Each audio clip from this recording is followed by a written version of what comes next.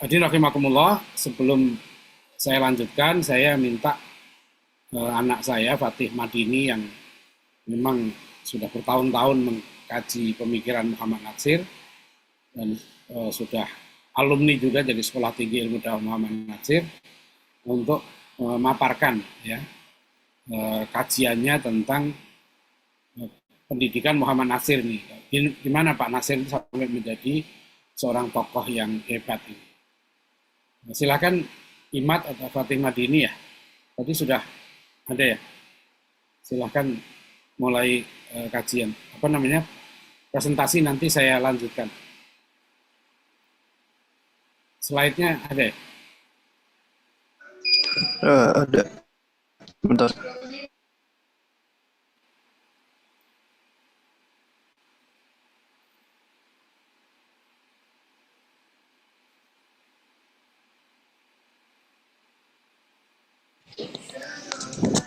Ya, baik. Bismillahirrahmanirrahim. Assalamualaikum warahmatullahi wabarakatuh.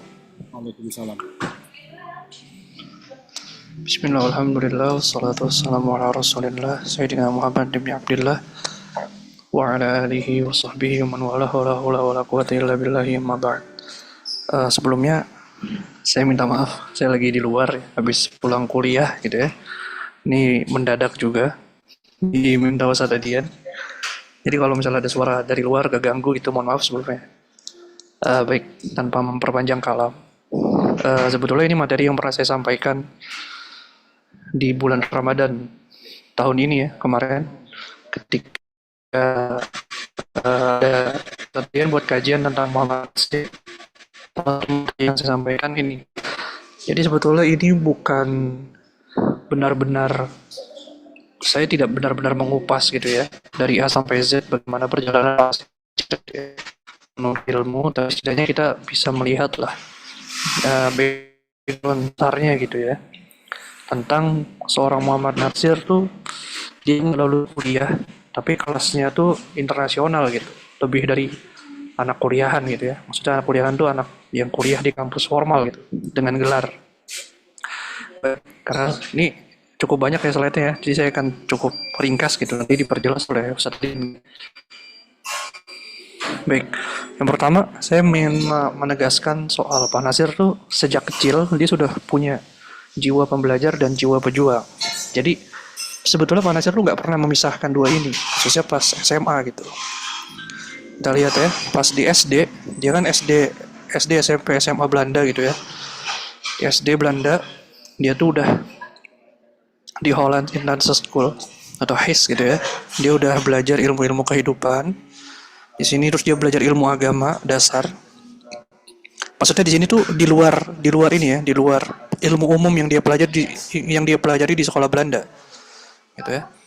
Terus di kelas 3 diniyah dia tuh sudah diminta ngajar. Jadi kan dia juga sekolah agama gitu. Dan dia udah diminta ngajar. Jadi kita lihat bahwa dia nggak mondok, tapi kehidupannya tuh kayak anak pondok gitu. Bahkan udah ngajar juga, udah belajar ilmu agama dasar gitu ya di SD. Di SMP dia tuh selain belajar ilmu-ilmu umum di Belanda, di sekolah Belanda, dia juga belajar biola sedikit-sedikit. Nah inilah kita nggak bahas terkait apa namanya soal biola itu ya nanti. Kita Pak Natsir tuh kita lihat dia sempat belajar itu gitu. Kemudian dia mulai belajar berorganisasi dengan menjadi anggota Jong Islam Militant Bond di cabang Padang. Nanti juga dia juga bergabung kan di JIB cabang Bandung. Kemudian dia belajar melawan mental inferior dari sikap rasis murid-murid Belanda. Kata Pak Natsir, di antara mereka banyak juga yang ketinggalan di kelas setiap tahun. Ada yang bahasa Belandanya sendiri kocar-kacir, dia tidak karuan dan lain-lain, tapi banyak laga gitu. Artinya sekelas anak SMP itu, ya mentalnya udah begini gitu. Gitu kan. Karena cukup ini ya, kalau kita lihat, karena kebetulan saya juga ngajar di pesantren, gitu ya, di pesantren Taqwa, kita bisa lihat bahwa ya beda gitu ya. Jadi ada semacam perbedaan mental gitu, ada semacam perbedaan kualitas jiwa gitu, kualitas mental. Itulah makanya Ustadz Adian tuh meyakini bahwa sebetulnya perbedaan generasi itu, ya sebetulnya tolak ukurnya bukan bukan apa-apa, tapi yang lebih utama tuh tolak ukurnya perbedaan pendidikan gitu ya. Jadi udah ada semacam eh, yang bisa kita simpulkan gitu bahwa perbedaan pendidikan tuh menimbulkan perbedaan yang paling aspek fundamental dalam diri manusia itu jiwanya gitu ya. Oke, baik. Nah, yang paling menentukan adalah ketika belajar SMA di Algemene Middelbare School di Bandung. Dia mulai hijrah ke Bandung. Nah, di situ dia mulai belajar ilmu yang lebih tinggi lagi gitu ya. Jadi, mohon maaf nih ya kalau suaranya agak berisik. Jadi dia belajar ilmu sosial, politik, sejarah, filsafat Yunani, Barat dan Islam, bahasa. Nah, terus dia belajar 5 bahasa, Belanda, Inggris, Perancis, Jerman, dan Latin. Nggak cukup dari itu, dia kemudian belajar menganalisis karya-karya tulis, buku dan majalah, menulis dan mempresentasikannya di hadapan guru. Salah satu ujian kelulusannya itu adalah dia wajib membaca 36 buku. Kata Pak Nasir di buku Pesan Perjuangan Seorang Bapak, 36 buku itu tuh apa namanya? Bahasa asing. Gitu ya. Kata Pak Nasir, dari bacaan buku-buku bermutu itu kita terbimbing berpikir sistematis.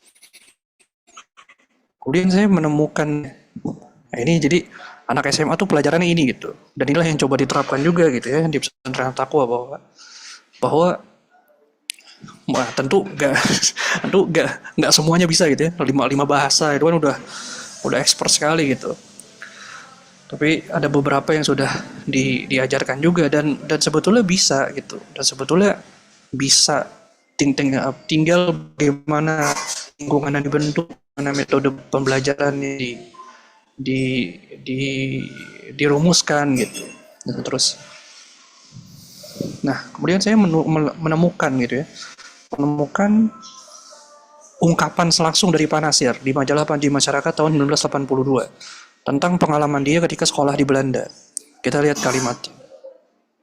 Kita melihat pada sistem pendidikan Belanda. Ketika masih di bangku sekolah sederajat SMA sekarang, jadi Pak Nasir ngomong pas sudah sepuh. Pendidikan yang berlangsung di dalam kelas diarahkan kepada membangkitkan pemikiran dan inisiatif. Penilaian kepintaran tidak fokus pada konten angkanya, tapi kemampuan si murid berbicara di depan kelas mempertahankan pendapatnya. Dalam membiasakan menulis, si murid ditugaskan guru untuk menulis paper atau menuangkan hasil-hasil diskusi bersama teman, baru didiskusikan bersama di dalam kelas. Nah, ini pendidikan yang semacam ini kan sebetulnya iya, tulisan udah bisa digantikan AI gitu ya, udah bisa digantikan ChatGPT, cloud gitu dan seterusnya. Tapi kan sebetulnya sekarang yang dicari dari penulisan makalah, presentasi gitu ya, itu kan lebih kepada soft skill-nya gitu. Pembiasaan dia dalam menulis. Jadi kemauan dia belajar secara mandiri. Kalau dia nggak tahu dapat masalah, terus riset atau misalnya riset kecil-kecilan nggak cari tahu, cari guru gitu. Nah, sebetulnya kan itu nilai mahalnya di zaman sekarang gitu. Jadi kebiasaan mau mikir sendiri, mau memecahkan masalah sendiri gitu. Pernah ada satu konten kreator gitu ya, dia menggambarkan Gen Z itu gini, kalau terlalu lama dilayani oleh ChatGPT dapat masalah, terus dia coba mau menyelesaikan masalah itu, baca buku, tanya guru. Dulu generasi sebelum saya generasi Z, dari sebelum saya cenderung punya daya tahan yang lama gitu, mau cari tahu, mau tanya guru gitu kan, mau diskusi sama temen, daya mau menyelesaikan masalah secara dari dianya itu daya tahannya kuat sekali. Nah sekarang tuh cenderung lemah. Kenapa? Kata dia gitu ya, kata seorang content creator, karena dia terlalu lama, terlalu terbiasa dilayani oleh ChatGPT, oleh teknologi. Gambaran gini kata dia, kalau orang tiap hari dilayani lift, nggak pernah naik tangga, tiap hari dia kerja naik lift, terus liftnya rusak. Sekalinya dia naik tangga sampai lantai 1, itu udah keteteran. Nah sama kan, tiap hari dapat tugas nulis ChatGPT, ada masalah ChatGPT, ngitung matematika ChatGPT. Sekalinya dicoba sekali gitu ya, mau menyelesaikan masalah sendiri, coba dengan dianya gitu, secara mandiri, diskusi, tanya, itu 5 menit udah buyar itu. Jadi, nah itu bedanya di situ. Nah itulah makanya saya SMA tuh bisa gitu. SMA tuh ya akhirnya bukan sekedar persiapan masuk perguruan tinggi gitu kan. Ya SMA tuh di titik inilah justru pentingnya anak-anak tuh mulai dibiasakan gitu ya soal tradisi ilmu, soal budaya literasi dan seterusnya.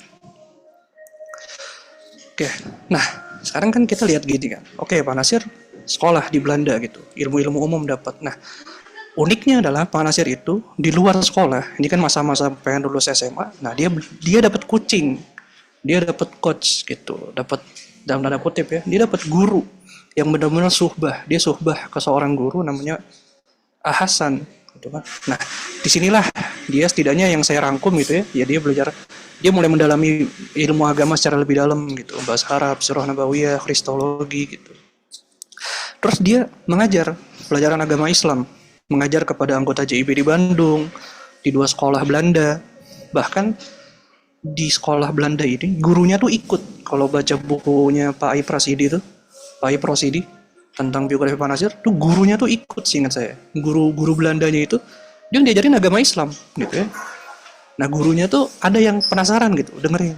Nah, kenapa? Kenapa dalam tanda kutip Pak Nasir tuh laku? Maksudnya laku tuh mau orang tuh mau dengerin. Salah satunya tuh Pak Nasir dulu udah mulai punya kemampuan mengajar yang baik gitu. Ya mungkin karena dari SD udah terbiasa gitu ya.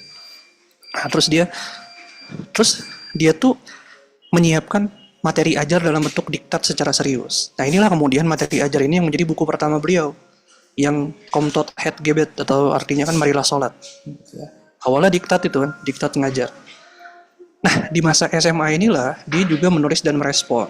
Di antaranya ada seorang pendeta gitu ya, yang menghina Nabi Muhammad. Ini udah masyhur cari ceritanya, menghina Al-Quran dan syariat. Kemudian dia juga mulai itu di situ mengkritik tokoh-tokoh PNI, termasuk Soekarno gitu ya, khususnya yang menghina haji, poligami, terus juga mendasarkan perjuangan meraih kemerdekaan itu dengan dasar sekuler gitu ya, tidak berdasarkan Islam. Pak Nasir tuh jelasin kenapa harus berdasarkan Islam dan dasar. Ini di tahun di 1920-an menuju 1930-an, sekitar 15 tahun sebelum kemerdekaan. Gitu kan. Mulailah tuh kan, makanya Pak Nasir nanti nulis di majalah Pembela Islam. Kayaknya JIB itu kan ngeluarin Komite Pembela Islam. Komite Pembela Islam mengeluarkan majalah Pembela Islam. Nah, salah satu seri pertamanya itu tulisannya Pak Nasir. Nah, ini kata Pak Ai Prosidi. Jadi Pak Nasir tuh salah satu pelopor gitu, yang membangkitkan semangat umat Islam supaya nggak rela agamanya dijek-injek. Gitu. Ini kan konteksnya waktu Nabi Muhammad itu direndahkan lah, gitu ya. Oke. Nah, ini dugaan kuat yang umumnya orang yang mengkaji Nasir, dugaan kuat kenapa akhirnya Pak Nasir tuh nggak jadi kuliah ke ke kampus Belanda, itu kan karena dia ketemu Hasan. Jadi keterlibatan dengan Hasan, diskusi sama Hasan, sibuk berdakwah, sibuk nulis, sibuk merespon masalah, akhirnya ngubah pola pikir dia. Karena Pak Nasir itu sejak SD, dia tuh memang sudah mau kerja, udah mau kuliah dan kerja. Itu settingan otak awal Pak Nasir tuh, kuliah, kerja, dapat duit, banggain orang tua. Itu settingan awal Pak Nasir. Nah, ketemu Hasan, itu berubah semuanya. Gitu. Akhirnya di sini kan saya memilih tidak melanjutkan kuliah. Saya lebih tertarik melihat persoalan-persoalan masyarakat. Persoalan masyarakat yang saya hadapi lebih menarik. Saya merasa berdosa kalau itu saya tinggalkan. Gitu. Nah, kalau di bahasa Pak Ai Prosidi, timbul kesadaran pada diri Pak Nasir bahwa ada kewajiban lain yang lebih penting. Ada kewajiban yang lebih mulia menunggu, yaitu kewajiban melakukan syiar agama. Gitu. Akhirnya Pak Nasir nulis surat ke orang tuanya, minta izin supaya dikasih ridho bahwa Pak Nasir nggak jadi kuliah gitu ya, nggak jadi ngincer gelar gitu ya. Padahal kan dia bisa dapat gelar mister, kerja, dapat duit banyak, tapi itu dia ditinggalkan. Gitu ya. Nah, kunci yang kedua, Pak Nasir punya guru. Nah, setidaknya 3 guru inilah yang Pak Nasir akui pemikirannya banyak mempengaruhi Pak Nasir. Setidaknya bisa saya petakan seperti ini. Hasan itu lebih banyak menanamkan adab ilmu menulis, ilmu agama. Haji Agus Salim banyak sosial politik dan intelektual. Syekh Ahmad Surkati banyak mengajarkan atau memberitahu pemikiran tokoh-tokoh Timur Tengah. Gitu ya, kayak Jamaluddin Al-Afghani dan seterusnya. Nah, Pak Nasir bilang metode pendidikan mereka. Nah, ini juga nih, ini yang menurut saya sangat cepat mendewasakan seorang Muhammad Nasir, yaitu tidak mendikte. Asumsi mereka beranggapan bahwa yang muda itu bisa tumbuh dan mereka berperan sebagai pembimbing. Ini kata Pak Nasir ya, pengetahuannya yang luas dalam bidang agama dan kemasyarakatan menjadikan Haji Agus Salim menjadi tempat bertanya bagi kami semua, bagi anak-anak muda waktu itu. Haji Agus Salim mendidik generasi muda untuk kreatif, percaya diri, bertanggung jawab, dan berani mengambil keputusan sesudah ijtihad dan musyawarah. Beliau tidak mau menyuapi generasi muda, tapi menjadikannya berani mengambil resiko dan bertanggung jawab sebagai calon pemimpin. Nah, ini cuplikan ya, ini cuplikan sedikit dialog. Jadi antara Pak Nasir sama, jadi 3 orang waktu itu ya. Salah satunya Pak Nasir datang ke rumah Haji Agus Salim, nanya masalah, tapi nggak ditanggepin sama Haji Agus Salim. Gitu. Terus jawaban Haji Agus Salim begini, lah itu kan masalah Anda gitu. Masalah Anda jangan nanya ke saya. Masalah Anda yang selesaikan gitu. Terus kata Haji Agus Salim ini kan, yang saya kuningin, kalau saya kunyahkan untuk tuan-tuan, bagaimana memecahkan suatu persoalan? Bagaimana tuan-tuan akan menjadi pemimpin? Kalau terus saja tuan-tuan minta saya mengatur dan memecahkan setiap persoalan, kapan tuan-tuan akan matang menjadi pemimpin? Nah, ini mungkin ya. Jadi dapat wawasan, mentalnya dibentuk, kepeduliannya dibentuk, gitu. Jadi ya itu, ini kan. Jadi kalau makanya akhirnya saya pun juga, wah berarti kualitas anak SMA pada masa itu tuh segini gitu. Kualitas mentalnya, soft skillnya itu luar biasa gitu ya. Nah, saking luar biasanya Pak Nasir, Syekh Ahmad Surkati itu pernah buat pernyataan kayak gini. Ini kan pernyataan waktu Pak Nasir itu baru awal merintis pendidikan Islam. Kan Pak Nasir lulus SMA, gak jadi kuliah, terus buat sekolah pendidikan Islam kan. Waktu silaturahim ke rumah Syekh Ahmad Surkati, terus Syekh Ahmad Surkati itu manggil Pak Nasir. Kan dikenalin nih, Pak Nasir di hadapan 20-an orang-orang Arab waktu itu. Kan beliau itu kan pendiri Al-Irsyad ya. Kata Syekh Ahmad Surkati gini, saudara sekalian, saudara Nasir tinggal di Bandung. Ia punya kegiatan pendidikan yang lebih besar dari apa yang kita lakukan. Itu tuh pengakuan gitu ya, dari ulama besar terhadap anak muda gitu, yang baru merintis sekolah gitu ya. Karena kalau saya perhatikan ya, kenapa sebegitu diakuinya? Karena Pak Nasir tuh nulis gagasan. Kan artikel Pak Nasir yang ideologi pendidikan Islam itu adalah gagasan awal sebelum dia mendirikan pendidikan Islam.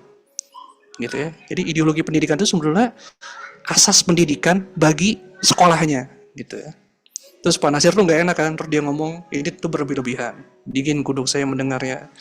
Dan begitulah antara lain cara Syekh Ahmad Surkati. Ya. Nah, kemudian deskripsi saya ini di S1 kemarin ya, saya merangkum lah 7 respon Pak Nasir terhadap sekularisme. Ini konteksnya udah tentang sekularisme skripsi saya. Saya coba menyusun ada 7 lah setidaknya perjuangan Pak Nasir membendung arus sekularisme. Dari zaman SMA, belum lulus SMA bikin pendis, mendebat Soekarno, terus bangun STI, Sekolah Tinggi Islam, masuk Masyumi bersama Dewan Dakwah sampai mengkritik kelompok Islam liberal tahun 1970-an. Gitu. Itu waktu saya amati gitu ya, wah itu luar biasa lah saya. Jadi lulusan kuliah tuh bisa melakukan lulusan SMA tuh bisa melakukan hal semacam ini gitu. Ya, makanya di buku ini nih, ini kalau nggak salah adalah seorang penulis, saya lupa siapa yang nulis.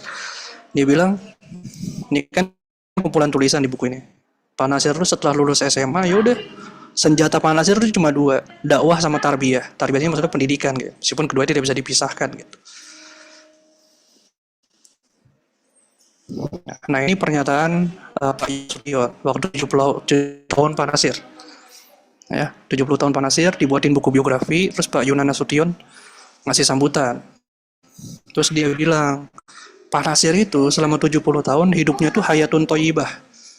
Yang merujuk Syekh Ragib Al-Isfahani. Hayatun thayyibah tuh bagi satu kehidupan manusia yang bersih debu-debu dan kotoran, kebodohan, kebejatan, dan perbuatan-perbuatan yang jijik, dihiasi dengan ilmu, iman, dan perbuatan kebajikan. Gitu. Nah, terus Pak Yunan tuh bilang, yang paling mengesankan dari perjalanan 70 tahun Pak Nasir, itu tuh titik balik ketika Pak Nasir tuh memilih untuk meninggalkan kuliahnya, terus beralih ke dunia pendidikan, gitu. Beralih ke dunia dakwah, beralih jadi guru, gitu. Itu kata Pak Yunan, itu titik yang paling menentukan, paling krusial dan yang paling mengesankan. Itu dan itu juga kan, itu langkah awal Pak Nasir yang akhirnya dia gitu kan, yang dia bisa gitu ya, maksudnya kecebur dalam tanda kutip gitu ya, kecebur di mana di politik gitu. Kecebur maksudnya dia masuk ke politik gitu, masuk politik, ke dunia dakwah gitu ya, masuk ke dunia internasional gitu. Nah itulah kalau bahasa tadian itu tuh titik balik dalam hidupnya Pak Nasir waktu ketemu Hasan, terus settingan mau kuliah tuh berubah jadi mau dakwah gitu, jadi mau jadi guru gitu ya. Ya, ini kalau setadian ini di buku terbarunya ya, meringkaskan. Ya udah Pak Nasir tuh dia punya ilmu, punya niat yang benar, punya guru yang tepat, mengutamakan ilmu-ilmu yang wajib, fardu ain, fardu kifayah, mementingkan ilmu yang bermanfaat. Terus pada tingkat perguruan tinggi dia mengutamakan ilmu-ilmu yang wajib dan belajar kepada guru-guru yang benar. Seterusnya mengamalkan ilmunya dengan mengajar dan menulis. Ini saya singkat. Nah ini sedikit, nih sebenarnya bisa di skip juga ya. Ini dari kitab Ta'lim Mutalim, kemarin udah sempat dibahas juga kan. Mungkin yang pengen saya soroti itu ini ya, mungkin ya niat ya. Karena saya tuh ini kan kalau yang luar biasa dari Syekh Zarnuji itu kan dia mencantumkan wa ihya'ad dini wa ibqa'al islami itu sebagai niat yang dianjurkan gitu. Saya tuh menyimpulkan gini ya tentang Pak Nasir. Pak Nasir tuh tentang konsep guru, dia tuh ada dua menurut saya. Guru sebagai profesi sama guru melampaui profesi. Oke lah, Pak Nasir tuh dua-duanya gitu kan. Yang guru melampaui profesi itu yang sekarang disebut sebagai dai lah, kalau kita mau sebut dai gitu ya.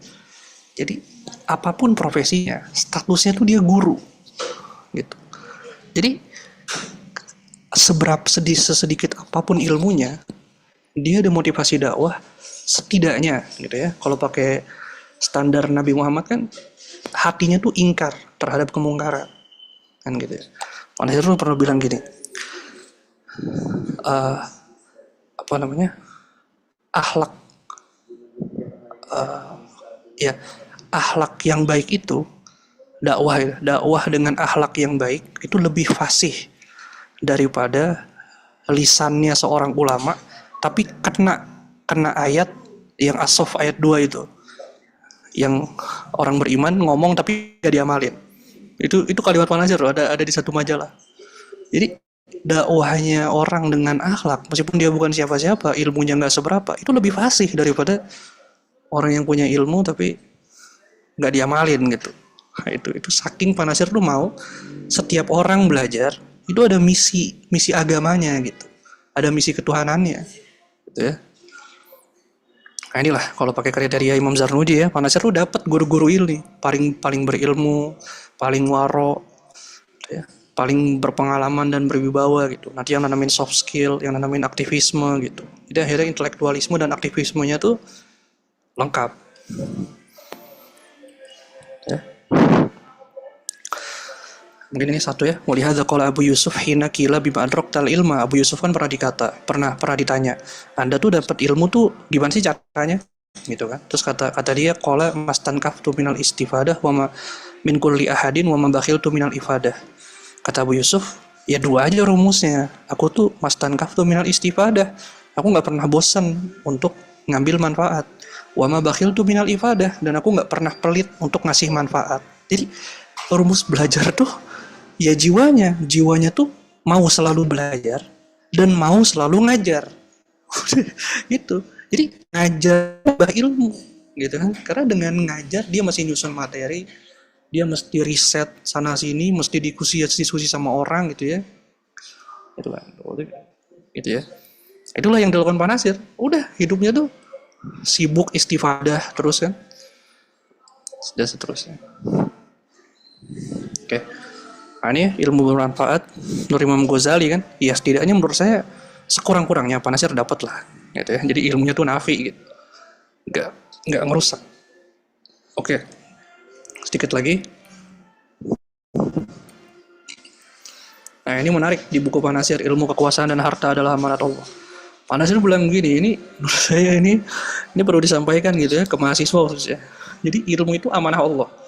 Sekalinya orang dapat ilmu, dia perlu melakukan 4 hal. Dia bertanggung jawab atas 4 hal.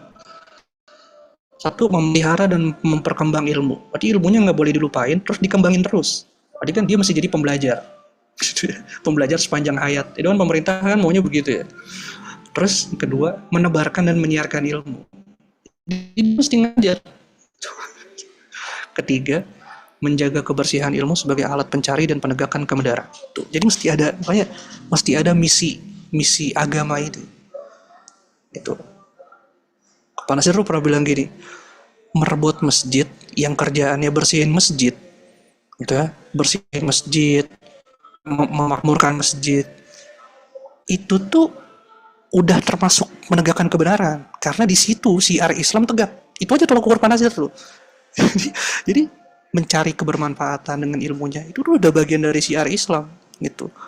Nah, kan kalau misalnya begitu kan jadi mahasiswa nggak perlu stres gitu kan, karena itu mahal harganya bagi dalam pandangan Islam gitu ya. Terus yang keempat, ini yang menarik ya, menjaga integritas ilmu daripada kemasukan barang-barang palsu yang diselinapkan dalam bungkus rumusan-rumusan yang kuasi ilmiah. Tafsiran saya adalah, silakan kalau ada yang berbeda pendapat, yang keempat ini maksudnya, ilmu tuh jangan rusak. Kalau bahasa Prof. Alatas, jangan confuse. Gitu ya, ada kan orang belajar Islam, terus bilang semua agama sama. Belajar ilmu tafsir, terus ngacak-ngacak Quran. Nah, itu mahasiswa tuh bertanggung jawab atas ilmunya tuh jangan dirusak ilmunya gitu. Makanya jangan belajar sama orang yang salah gitu kan. Belajar politik gitu kan, terus tiba-tiba bilang jangan bobo agama. Ya ilmunya salah berarti. Makanya kalau kita lihat Pak Nasir tuh jadi politisi ilmunya nggak salah gitu kan. Waktu bahas ekonomi di satu buku tentang pertanian ilmunya nggak salah gitu. Pak Nasir terjaga ilmunya gitu. Nggak confuse. Nah, ini yang terakhir, Pak Nasir tuh pernah bilang, idealnya adalah orang lulus pendidikan, dia jadi manusia seimbang. Kriteria seimbangnya seperti ini. Seimbang iman dengan amal perbuatan, keluasan ilmu dengan keteguhan. Watak, keterampilan teknis dengan akhlak budi pekerti, kemampuan berdoa dengan kesungguhan berikhtiar, ibadah dengan partisipasi di dunia. Dan inilah menurut saya yang perlu diuraikan ketika membahas konsep pendidikan Pak Nasir. Gitu. Kan Pak Nasir tuh bilang tujuan pendidikan melahirkan hamba Allah. Hamba Allah itu manusia seimbang. Nah, orang tuh biasanya jarang menguraikan yang ini nih. Gitu. Nah, ini kalau diuraikan nih gitu ya. Ini luar biasa gitu menurut saya. Nah, ini pengakuan dokter pribadi Pak Nasir bahwa Pak Nasir tuh di masa-masa sakitnya tuh tetap menerima orang untuk apa, Anda ada masalah apa, silakan ngadu ke saya, nanti saya kasih arahan gitu dan seterusnya lah. Nah, ini beberapa buku ya yang sempat saya rujuk, yang sempat saya tahu gitu ya, yang saya punya dan saya baca beberapa buku Pak Nasir. Kita lihat ya, ini banyak sekali gitu. Saya gedein. Politik meluncur dakwah, pendidikan dan seterusnya. Kebudayaan Islam, marilah sholat, agama dan negara, Kapital Selekta 123, Islam dan Akal Merdeka, pangkal kemakmuran Indonesia adalah pertanian kita. Ini bahas ekonomi nih, untuk mengkritik kaum komunis waktu itu. Islam sebagai dasar negara, asas keyakinan, Indonesia dan seterusnya, Islam dan Kristen. Ini kubu pertahanan mental dari abad ke abad, ini bahas pesantren ini. Pak Nasir mengkaji bahwa pesantren itu luar biasa lah di masa penjajahan. Ikut dakwah dan pembangunan. Moralitas baru, the new morality, ini mengkritik relativisme moral peradaban barat. Kegelisahan rohani di barat juga begitu. Ya, masalah Palestina dan seterusnya, kumpulan khutbah. Nah, inilah buku-buku dan beberapa majalah yang di dalamnya ada tulisan Pak Nasir. Inilah buku-buku anak lulusan SMA gitu ya, yang nggak pernah merasakan bangku kuliah formal. Oke, baik, itu saja. Mohon maaf, jadinya lama ya. Terima kasih. Assalamualaikum warahmatullahi wabarakatuh.